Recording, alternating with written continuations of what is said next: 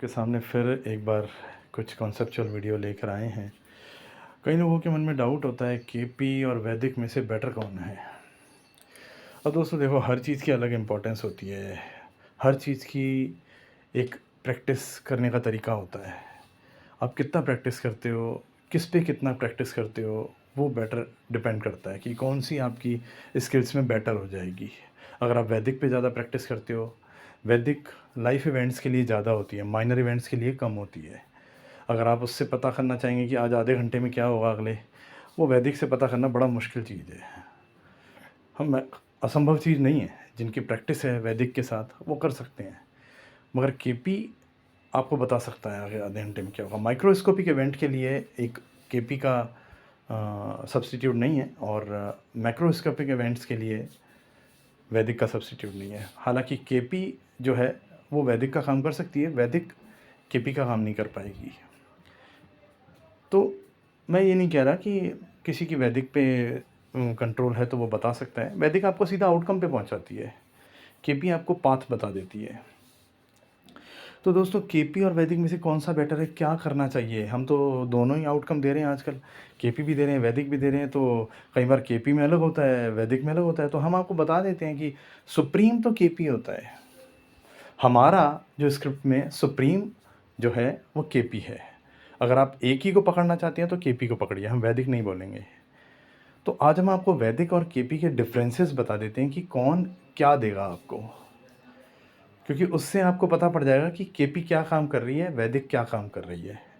तो दोस्तों, सबसे पहले मैं आपको बताऊं, देखिए कि वैदिक कुंडली जो है दोनों पक्षों का बल बताएगी। दोनों पक्षों का, वैदिक जो होती है वो दोनों पक्षों का बल बताती है कि दोनों में पावर कितनी है। आप देखते हैं हम ग्रेटर देन लगाते हैं, ग्रेटर देन इक्वल टू लगाते हैं। तो क्या मतलब है? ग्रेटर देन का मतलब है यही पावरफुल है।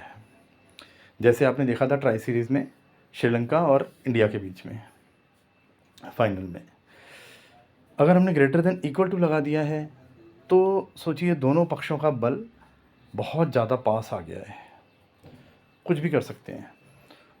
टग ऑफ वॉर गेम है। ऐसा नहीं है हर बार टग ऑफ वॉर गेम है।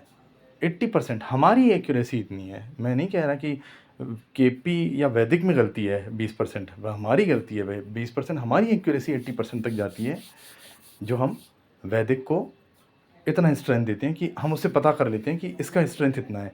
तो मैं आपको बताऊं, केपी जो भी टीम ए और बी बनाएगी, फ्लो से फाइनल विनर बताएगी आपको। केपी जो है वो फ्लो के ज़रिए आपको डेस्टिनेशन पे पहुंचा देती है कि ये विन हुआ, देखिए आप, ये देखिए ये विन हुआ और ये विन होगा। वैदिक से आप बता सकते हैं प्रोबेबिलिटी दोनों की स्ट्रेंथ की, कि इसकी स्ट्रेंथ भी है, इसकी स्ट्रेंथ भी है। परसेंटेज में भी बता सकते हैं, हम वो भी सीक्वेंस लाएंगे, मगर हम अभी नहीं बता रहे हैं। अभी हम ग्रेटर देन इक्वल पे ही रुके हुए हैं। तो वैदिक जो है 80% अपनी गणनाओं के आधार पर अपने आप को सिद्ध कर देती है हमारे तरीके से। वैदिक अपने आप में परिपूर्ण है। हमारे तरीके से 80% जो है वो लैंड हो रही है। अब पिछले दिनों के जो भी हमारे क्लाइंट्स हैं, जो वैदिक की कैलकुलेशन देखें, तो अपने आप में वैदिक जो है काम कर जाती है। वो आपको बहुत अच्छी पोजीशन में ले आएगी, कंफर्टेबल पोजीशन में ले आएगी, और आपको पता पड़ जाएगा कि हम सही रास्ते पे हैं अभी।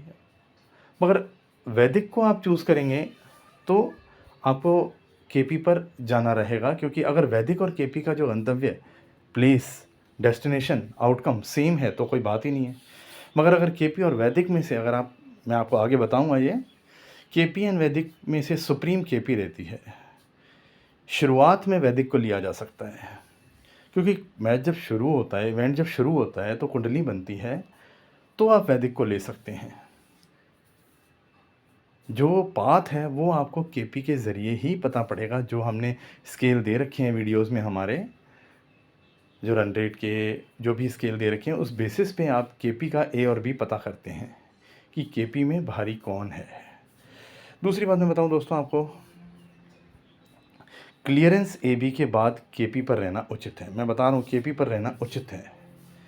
केपी जो है आखिरी तक पहुँचाएगी। वैदिक आपको सुरक्षित करती है।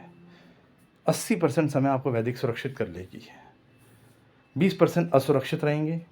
केपी आपको 90% सुरक्षित रहेगी, 10% तब भी एरर रहेगा। देखिए दोस्तों, डेटॉल के साबुन का भी ऐड आता है तो कीटाणु पूरे नहीं जाते हैं, है ना? ऐसा तो कोई बना ही नहीं है जिसमें एरर ही ना हो, ऐसा तो हो ही नहीं सकता, फिर तो वो पता नहीं क्या बन जाएगा। तो 80% 90% की बात हम कह रहे हैं, केपी आपको डेस्टिनेशन होती है। अब अंतिम लाइन जो हम बता रहे हैं वो बहुत ध्यान से सुनने की है। सीधा केपी पर आने वालों के रास्ते में वैदिक देखने को मिलेगी।